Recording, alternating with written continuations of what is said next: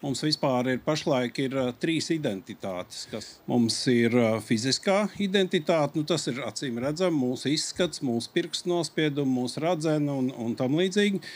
Mums ir sociālā identitāte, vārds, sociālais numurs, adrese, bankas konts un tam līdzīgi. Un tagad arvien vairāk izvēršās arī mūsu digitālā identitāte. Tas, ko vara mēģina darīt, viņi mēģina sasiet cieši kopā šīs trīs identitātes, tādējādi radot pilnīgu un visaptverošu izsakošanas iespēju. Piemēram, fizisko un sociālo identitāti, tas jau tā kā sen ir saistīts kopā. Pasē tur bija bildīte, tagad agrāk krimināla noziedzniekiem vajadzēja pirkstu nospiedumus atstāt, tagad visiem jāatstāja pirkstu nospiedumi un viņi biometriskajā pasē. Un līdz ar to sociālā un fiziskā identitāte mums jau ir saistīta.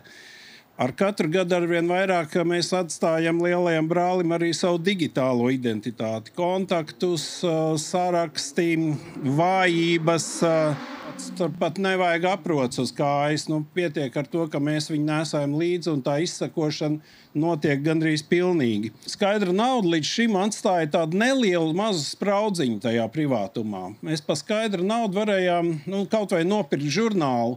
Un tā īsti neviens nevarēja saprast, vai tas ir šaha žurnāls vai, piemēram, žurnāls ar plikām meitenēm.